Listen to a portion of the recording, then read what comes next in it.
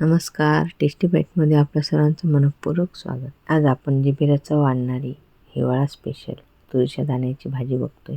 जोपर्यंत हिरवा शेंगा आहेत तोपर्यंत आपण वेगवेगळ्या प्रकारे ह्याची आमटी बनवत असतो. तर आज आपण ओल्या तुरीच्या दाण्याची छान अशी भाकरी चुरून खाण्यासारखी झणझणीत अशी भाजी बनवणार आहोत. चला तर साहित्य आणि कृती बघूया. त्यासाठी आपण इथे शेतातील छान ताज्या अशा शेंगा आणून त्याचे दाणे काढून घेतलेले आहेत. आधी आपण असा जो गरम मसाला आहे त्याची पावडर करून घेतलेली आहे. गरम मसाला पावडर, भाजलेले तीळ, थोडीशी कोथिंबीर, लसूण आणि भाजून घेतलेली हिरवी मिरची. इथे भाजीला रंग आणि चव येण्यासाठी आपण थोडं सुकं खोबरं सुद्धा जाळून घेतलेलं आहे. पाट्यावर आधी आपण तीळ तयार करून घेतलेली गरम मसाला पावडर आणि जाळून घेतलेलं खोबरं याचं वाटण तयार करायचं आहे. हे वाटण काढून घेतल्यानंतर आपण हिरवी मिरची सुद्धा वाटून घेणार आहोत. हिरव्या मिरचीचं वाटण जास्तीचं असल्यामुळे आपल्याला गरजेनुसार त्यातील घ्यायचं आहे. आता हिरवी मिरची सुद्धा वाटून झालेली आहे. छान बारीक वाटायची. तिचं वाटण काढल्यानंतर आपल्याला भाजलेले दाणे सुद्धा वाटून घ्यायचे आहेत. मिरचीचा अंश या दाण्यामध्ये असल्यामुळे आपल्याला मिरची फार कमी वापरायची आहे. आता हे सर्व वाटण आपण काढून घ्यायचं. काही ओबडधोबड ठेवायचं आणि काही छान बारीक करायचं. अशा प्रकारे सर्व वाटण तयार केलेलं आहे. आता आपण पाटासुद्धा धुवून त्याचे पाणी काढून घेतलेलं आहे.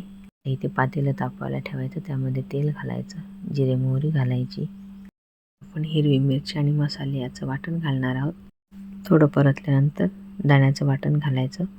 इकडे पाणीसुद्धा गरम करायला ठेवायचं. ते परतून झाल्यानंतर आपल्याला पाट्यावरचं काढलेलं पाणी घालायचं आहे.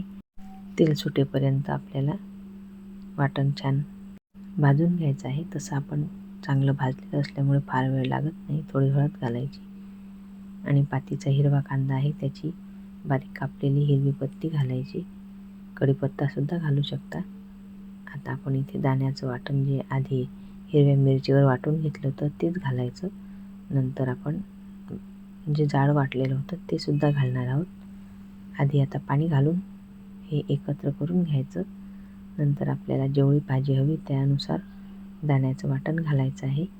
भरपूर अशी कोथिंबीर घालायची आणि गरम पाणी सोडायचं. पाणी मात्र गरमच वापरायचं. गरजेनुसार पाणी घालून झाल्यानंतर चवीनुसार मीठ घालायचं.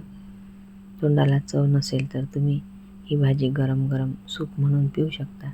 त्यासाठी तुम्ही थोडी मिरची कमी वापरायची आणि प्यायसाठी सूप छान बनवून घ्यायचं.